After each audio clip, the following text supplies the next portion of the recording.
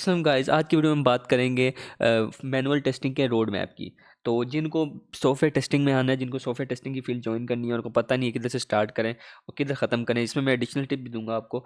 तो वो basically manual testing का ये रोड मैप फॉलो कर सकते हैं। बिल्कुल सेफ रोड मैप है और ये फॉलो करके आप मैनुअल टेस्टर बन सकते हैं। फिर हम आएंगे बाद में ऑटोमेशन टेस्टिंग के रोड मैप पे।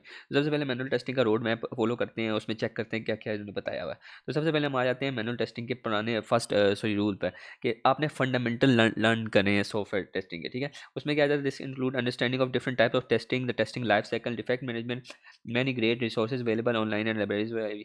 ये some good places to start include IST की भी सर्टिफिकेट फाउंडेशन लैब वगैरह। अच्छा, तो इसमें बेसिकली कह रहा है कि सबसे पहले तो हमने फंडामेंटल लर्न करने हैं। तो मतलब वो क्या हो सकते हैं, देखिए, जो जिससे सॉफ्टवेयर टेस्टिंग के लाइफ साइकिल, उसकी टाइप्स, उसकी डिफेक्ट लाइफ साइकिल, उसका डिफेक्ट क्या होता है, उसकी बेसिकली टर्म्स क्या होती हैं और उसके मतलब कि मैनेजमेंट किस तरह की होती है। ये सारी जो फंडामेंटल थ्योरीज है ना, ये मेरा कोर्स इसका बनाया हुआ है सॉफ्टवेयर टेस्टिंग मैनुअल टेस्टिंग का। बिल्कुल मतलब कि मेरी प्ले लिस्ट देख सकते हैं आपको, मतलब कि अगर प्ले लिस्ट वाली सेक्शन में जाते हैं तो आपको सारा मिल जाएगा उस प्ले लिस्ट में।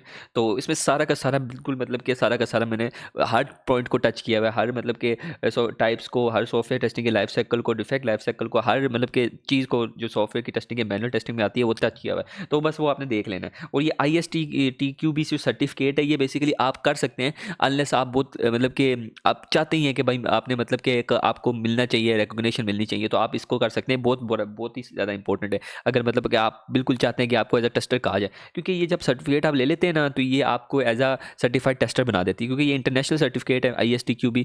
तो ये आपको मतलब कि एज अ बिल्कुल इंटरनेशनल आपको पता वो मिल जाती है, आपको एक्नॉलेजमेंट कि आप एक टेस्टर बन चुके हैं। तो बेसिकली अगर अगर आपने ये फंडामेंटल लर्न कर लिए ना सारे, फिर आप इसका सर्टिफिकेट ले सकते हैं। अनलेस अगर आप कुछ और coursera से सर्टिफिकेट ले लेते हैं तो वो भी बेहतर है, वो भी इसकी भी बहुत वैल्यू होती है। तो बेसिकली अगर हम आप ISTQB ले लेते हैं सर्टिफिकेट, तो इसका ये फ़ायदा होगा कि आपको जॉब में, जब आप जॉब लेने जाएंगे, तो आपको जब सर्टिफिकेट वाले सेक्शन पे ये लगाएंगे तो आपको थोड़ी सी एज मिलेगी, क्योंकि वो उनको पता चलेगा कि आपने एटलीस्ट इसका पेपर भी दिया हुआ, मतलब इसकी तैयारी भी की थी आपने। तो आपको इतना थोड़ा ज़्यादा कंसेप्ट होगा इसका, तो ये थोड़ा सा आपको एज देता है। ठीक है, तो आपको अगर करना है तो कर लें, वरना लाजमी नहीं है। अगर आपकी स्किल ज़्यादा बेहतर है तो ये आपको आपको ओवर कर जाएगा, मतलब कि आपकी स्किल आपको इसको ओवर शेडो कर जाएंगे। लेकिन अगर आप करना चाहें तो कर सकते हैं, इसमें कोई प्रॉब्लम नहीं है। फिर आ जाता है चूजिंग अ टेस्टिंग मेथोडोलॉजी।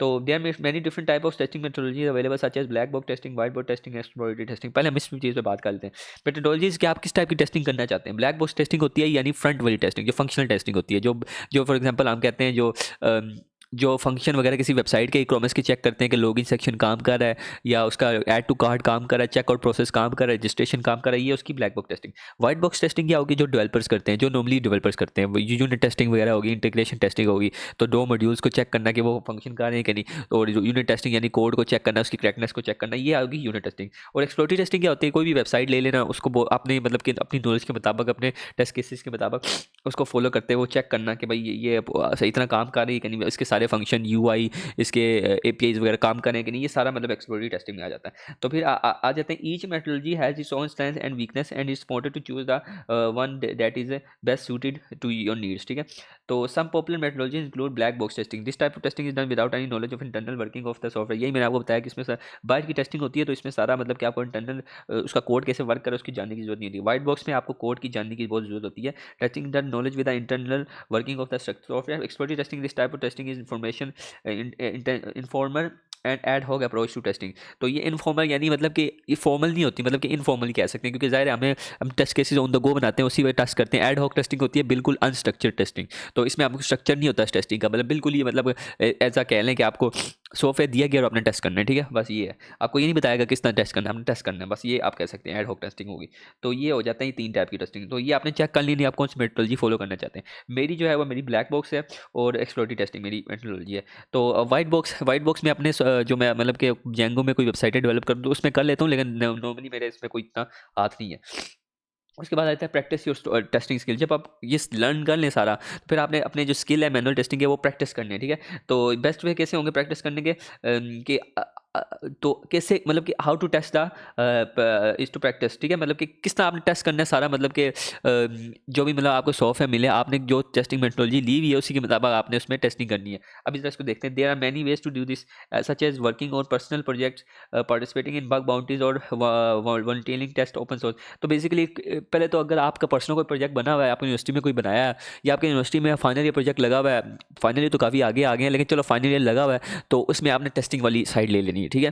अगर आप डेवलपमेंट में नहीं है तो आपने टेस्टिंग वाली साइड लाजमी ले लेनी है, ताकि आपको बिल्कुल मतलब कि समझ आ जाए। और अगर आपका 5th 6th सेमेस्टर है, अगर आपको कोई प्रोजेक्ट मिला हुआ है एक्स्ट्रा, तो आपने वहाँ पे भी अपनी टेस्टिंग वाली साइड ले लेनी है, ठीक है। आपने कहना भाई मैं इसको टेस्टिंग करूँगा, इसकी सारी मतलब इसकी डॉक्यूमेंटेशन टेस्टिंग की बनाऊंगा, सारे bugs report, summary report, test, जो भी मतलब जितने भी आर्टिफैक्ट आते हैं ना एंड टू एंड टेस्टिंग में, उसके सारे वो बनाएंगे आप, ताकि आपको प्रैक्टिस हो जाए, ठीक है। इसमें ये आ जाते हैं test cases, test plan, test strategy, test scenario वगैरह, सारा मतलब आप खुद बनाएंगे। तो ये मतलब आपने इसमें पार्टिसिपेट करना है पर्सनल प्रोजेक्ट में, और या फिर participated in bug bounties. Bug bounties होते हैं मतलब कि कोई मतलब कंपटीशन हो जाता है नॉर्मली, जो यूनिवर्सिटी लेवल पे तो मेरे ख्याल से होता है या नहीं होता इतना मुझे नहीं पता, लेकिन गिट हब पे आप देख सकते हैं। लेकिन बग बाउंटी में होता है कि आप बेसिकली आपको बग प्रोजेक्ट दिया जाता है, उसमें आपने बग को हंट करना होता है, तो वो बेसिकली होता है। तो और वेंटेलिंग to test open source software, या मतलब कि ओपन सोर्स में आपको बताया था ये पिछली वीडियो में कि आप किसी भी प्रोजेक्ट में अपना हिस्सा डालते हैं, ठीक है, कंट्रीब्यूशन डालते हैं। तो आपने कोई भी इशू पकड़ लेना है जिसमें आपने कोई टेस्टिंग करनी होगी, तो वहाँ पे आपने अपना ये आपने कंट्रीब्यूशन देना है, आपने टेस्टिंग करनी है, ठीक है। गेट सर्टिफाइड, तो बहुत सारी सर्टिफाइड केयर्स होते हैं जो लोग टेस्ट करते हैं, लेकिन जो होता है ना फेमस वाला, वो ISTQB होता है। तो getting certificate can help you demonstrate your skill and knowledge to potential employers. तो some popular certificate include ISTQB foundation level and certified software test professional. तो ये CSTE या ISTQB जो है ना, ये दोनों बहुत फेमस हैं। अगर आप इनमें से एक भी कर लेते हैं तो आपको जॉब किस रेज्यूमे में बहुत ज़्यादा एज मिलेगी, ठीक है, समझ मतलब कि थोड़ी सी एज आपको बाकियों से ज़्यादा मिलेगी। तो ये थोड़ा सा इसका फ़ायदा। लेकिन ये है कि आपने मतलब कि ये नहीं कि सर्टिफिकेट का लेनी है, लेकिन आपको प्रैक्टिस आता ही नहीं है, करना मतलब का आता ही नहीं है, तो वो लाजमी करनी है। तो अच्छा, प्रैक्टिस करनी किस तरह, टेस्ट करना किस तरह, वो मैंने आपको एक वीडियो में, मेरे ख्याल से मैंने एक मैनुअल टेस्टिंग की छोटी एक वीडियो CLI की बेस पे अपलोड की थी, जिसमें एक्सप्लोरेटरी टेस्टिंग कर रहा था, तो वो आपने देख लेनी है। लेकिन अगर आप मतलब कि एज आप समझ नहीं रहे कि भाई टेस्टिंग करूँ तो करूँ किस तरह, तो मैं आपको एज अ ओवरव्यू दे देता हूँ, ठीक है। मतलब कि क्या करना है, फॉर एग्जाम्पल आपको एक वेबसाइट मिलती है E-कॉमर्स की, ठीक है, E-कॉमर्स की या कोई भी मिल जाती है।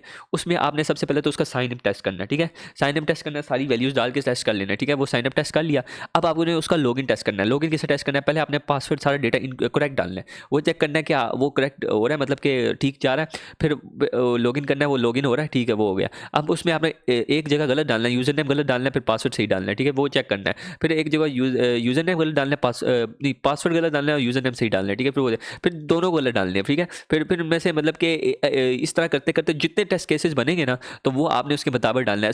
मतलब कि यूजर नेम में कोई करैक्टर डाल दिया या इस तरह कुछ बीच में जो मतलब आपके दिमाग में आता जाए, पासवर्ड में आपने कोई करैक्टर डाल दिया या आपने कोई बड़ा वर्ड डाल दिया, इस तरह सारे उसके रूल्स के मुताबिक आपने सेट करके देखना है कि भाई ये अगर पासवर्ड खुल रहा है, मतलब कि अगर ब्रेक हो रहा है, तो वो आपने बग आपका काउंट हो जाएगा।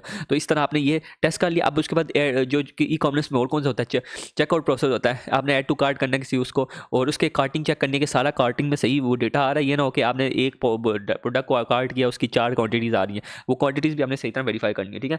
तो वो चेक कर लेनी है। उसके बाद आपने देखना है कि चेकआउट प्रोसेस का काम कर रहा है, ठीक है, मतलब सक्सेसफुली एक ही चीज़ चेकआउट हो रही है, ये ना हो कि भाई चेकआउट कर रहे हैं, वो जो चीज़ है वहाँ पे लिखी हुई है वो बोल रही है कि भाई हमने मतलब कि प्रोसेस सक्सेसफुल है ना, चेकआउट कंप्लीट हो गया, लेकिन वो चीज़ बाई ना हो रही हो, ठीक है। तो वो लाजमी देखना है। उसके बाद उसका UI एलिमेंट वेरीफाई करना है। UI एलिमेंट क्या होता है, मतलब कि बेसिकली ये देखना है कि आपकी जो मतलब कि वहाँ पर जो डेटा है बेसिकली लिखा हुआ है, जो भी मतलब चीज़ें लिखी हुई हैं, उनमें कोई स्पेलिंग मिस्टेक तो नहीं है, उसमें कोई मतलब कि मिस लाइन डेटा तो नहीं है, मतलब कि टाइटल है वो लेफ्ट साइड लाइन हुआ है, उसको सेंटर पे लाइन होना चाहिए। तो वो आपने चेक कर लेना है और आपने वेरीफाई करवा लेना है कि अच्छा, कभी कभी होता है ना कि हम कहते हैं कि भाई ये इस तरह हुआ, इस तरह नहीं है, तो वो कभी कभी कहते हैं ना, एक लैंग्वेज बड़े मज़े की है सॉफ्टवेयर टेस्टिंग में, एक थ्योरी कह सकते हैं, थ्योरी कह रहे हैं, जो भी कहना चाहें इसको, कि जो आपको बग लग रहा है वो दूसरों को बग नहीं होता, ठीक है। मतलब कि वो एक फीचर होता है बेसिकली, समझ रहे हो। तो मतलब कि ये भी होती है एक थ्योरी, तो ये भी देख लेना आपने कि भाई मत ये ना हो कि भाई आपने जिसको बग कह रहे हैं वो फीचर हो, ठीक है।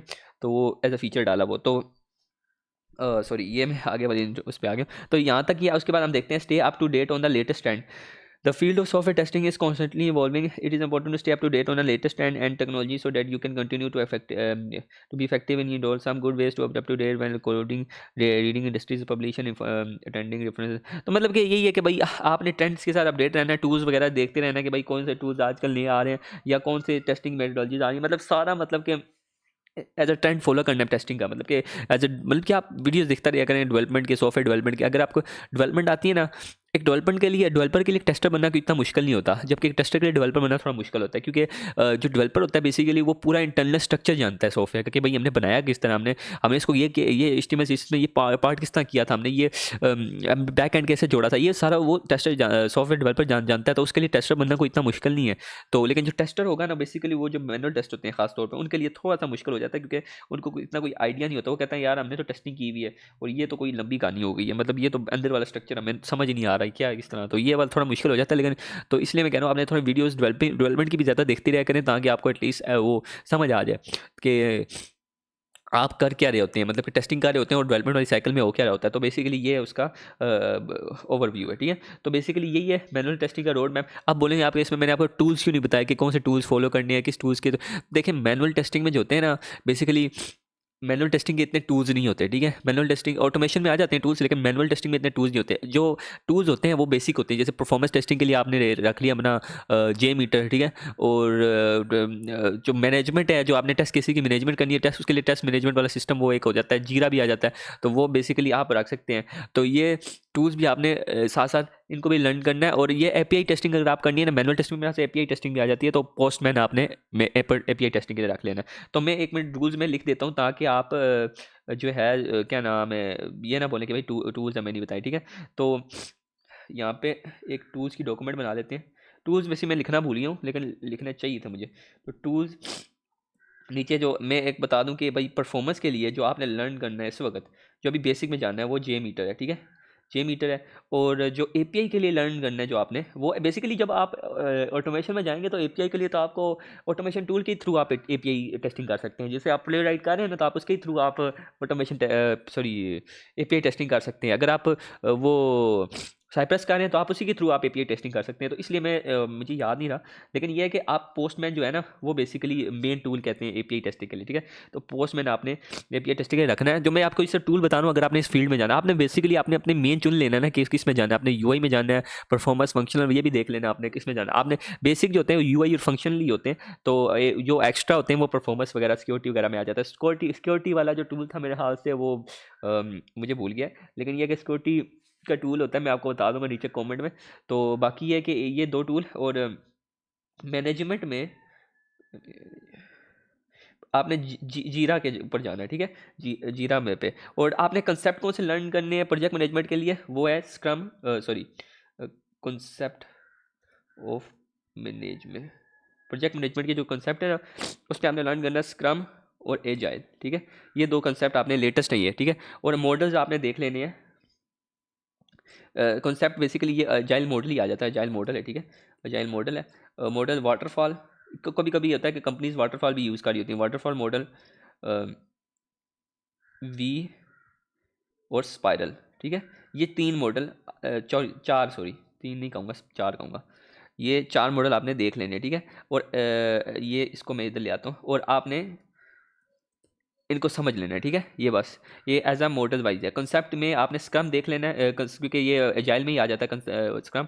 तो और मॉडल्स में आपने ये 4 मॉडल देख लेने हैं, ठीक है। ये आपको मतलब कि थ्योरी में ही आ जाएंगे, थ्योरी में आप पहले ही देख लेंगे, तो मुझे बताने की जरूरत नहीं है इसमें। तो मतलब कि थ्योरी में तो आप पहले ही देख लेंगे, जो मैंने आपको कोर्स दिया है ना वो फॉलो करें ना मैनुअल टेस्टिंग का, तो उसमें आप सारे आपको कंसेप्ट वहाँ पे पता चल जाएंगे। स्क्रम का नहीं मैंने बताया हुआ, लेकिन जो है बाकी है, मेरे से स्क्रम की वीडियो आपने मेरी देख लेनी है, वहाँ पे आपको मैं बता दूंगा। तो जो बाकी कंसेप्ट है वो देख लेने हैं। और बाकी टूल्स में अगर मैं देखूँ तो अ, एक और टूल होता है बगज़िला।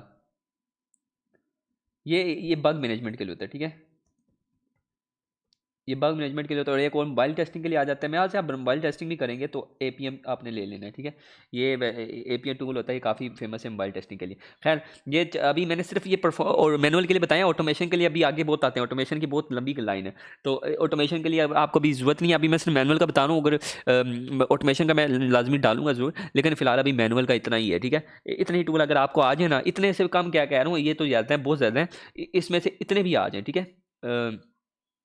ये तो मैं हटाऊँ, इसमें से बगज़िला को भी रहने दें, इतने भी आ जाए ना, बहुत ज़्यादा है, मतलब कि मोर देन इनफ है, ठीक है। क्योंकि ये काफ़ी टूल है इसमें, क्योंकि फ्रेशर को इतने ज़्यादा करने की ज़रूरत नहीं होती। एटलीस्ट आपको इतना आ जाए, बाद में कंपनी आपको, इवन आपको कंपनी स्विच भी करवाएगी कई टूल्स पे, तो वो भी हो जाता है। तो ये मैं बिल्कुल सर्टिफाइड बंदे से पूछ के लाया हूँ, मेरे जो है ममू वो भी यहाँ पे काम करते हैं सॉफ्टवेयर टेस्टर, तो उन्होंने मुझे बताया हुआ है। तो ये फिलहाल क्या नाम है, यहाँ पे इतने काफ़ी टूल हैं। तो ठीक है, तो गाइज़ ये आज की वीडियो थी, इसमें आपको पूरा मेरे हाथ से रोड मैप मिल गया होगा, और मुझे उम्मीद है कि ये थोड़ा ईजी रोड मैप है, ठीक है। मतलब कि आपको अगर अगर मतलब बिल्कुल नहीं कुछ ना सही कुछ बनना है, ठीक है, तो एज अ रोड मैप आप फॉलो कर सकते हैं। अगर आपको मैनुअल टेस्टिंग में बहुत स्ट्रॉन्ग रोड मैप चाहिए तो वो भी बना सकते हो, लेकिन आपको इस रोड मैप को भी फॉलो करें ना तो आप बन जाएंगे। क्योंकि मैनुअल टेस्टिंग में इतना सीखना, मतलब कि इतना एंड पे लेवल का सीखना नहीं होता, उसमें आपने कॉन्सेप्ट देखने होते हैं, क्योंकि सारा मैनुअल टेस्टिंग का थ्योरी आ जाता है, और प्रैक्टिस होती है सारी, ठीक है। प्रैक्टिस क्या होती है, ई कॉमर्स की प्रैक्टिस, मतलब कि आपको टेस्टिंग की प्रैक्टिस है, ब्लैक बॉक्स करनी है, व्हाइट बॉक्स करनी है, एक्सप्लोरेटरी करनी है, और फंक्शनल करनी है, परफॉर्मेंस करनी है, सबकी प्रैक्टिस लगती है, ठीक है। तो सारा प्रैक्टिकल है। तो थ्योरी में सिर्फ ये कंसेप्ट आ जाते हैं इसके, और बाकी फिर एक सर्टिफिकेट आ जाता है। सर्टिफिकेट क्या है,